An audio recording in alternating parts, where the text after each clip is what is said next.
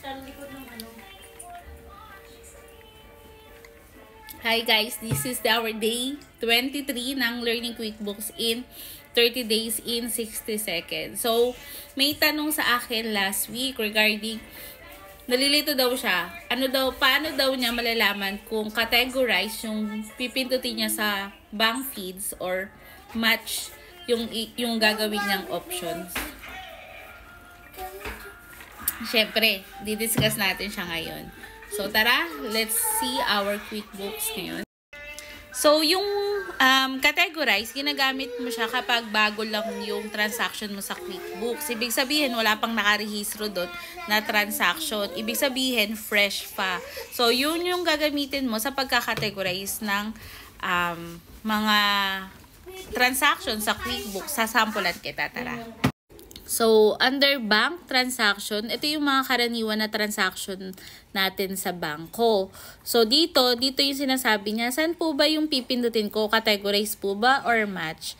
So, kapag categorize po, ibig sabihin po niyan is fresh or first time na papasok tong transaction na to kay QuickBooks. So, ngayon, ikaw ang unang magka-categorize kung saan mo siya ilalagay. So, for this example, dahil fresh pa siya at wala siyang data pa kay QuickBooks, ang gagawin mo, kapag nasa receive siya, yan, may option siya. Dalawa yung type of transaction na makikita mo dyan. Sales receipt at deposit. Pag sales receipt, diba, ang sabi natin, ang sales receipt ay resibo pag one-time sale natin sa customer. Kapag deposit naman, yan yung mga pwedeng revolving fund or pwedeng cash return lang papunta dun sa bangko. So, this example, collected siya for return budget. Ibig sabihin, nag-return sila ng budget sa revolving fund at ang gagamitin nating transaction dyan ay deposit. So, dito, pipiliin nating account dahil fresh pa siya, wala pa siya sa QuickBooks. Ang gagamitin natin dyan, dyan tayo magka-categorize. And then, dito kasi sa amin may mga location. Medyo malabo lang. Ayan, main, office, then the class, main. Tapos, tsaka mo siya isa-save.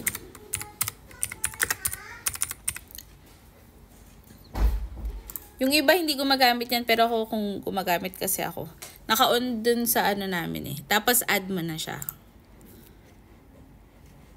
Kung categorize naman, on the other hand, ibig sabihin may existing ka na transaction na naka-record sa QuickBooks. All you have to do is really match on it.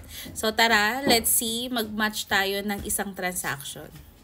So, yung match naman is kapag meron naman siyang ka-match or hindi lang siya yung first na transaction niya kay QuickBooks. Katulad nitong isang transaction na ito, nadedetect agad ni QuickBooks kapag may ka-match siya. At kapag kinlik mo siya, pwede mong ma-open ko nung transaction yun. So, yung match, ginagamit siya kapag meron na siyang existing na transaction kay QuickBooks.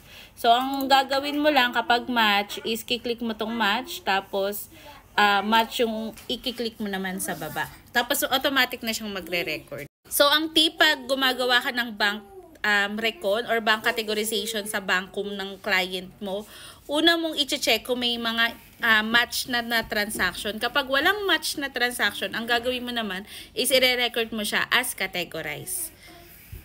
So, yun yung mga ways na pwede mong gawin kapag nag-bank categorization ka ng mga banks ng client mo.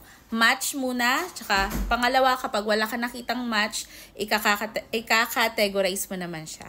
So, yun lang for our today's video kung ano yung pagkakaiba ng match sa categorize. If you want to know more about QuickBooks, follow mo na ako dun sa ano. At kung may kakilala ka na need ng guidance sa QuickBooks, i-share mo na rin sa kanya tong video na to para naman sabay-sabay tayong mag-aral ng QuickBooks. So, thank you for watching. If you have any comments or pwede kayong magtanong or tara gawa natin ng video. Tingnan ko kung ma-explain ko siya din ng maayos sa inyo. Salamat for those who are watching. Thank you. Bye-bye. See you on the next video.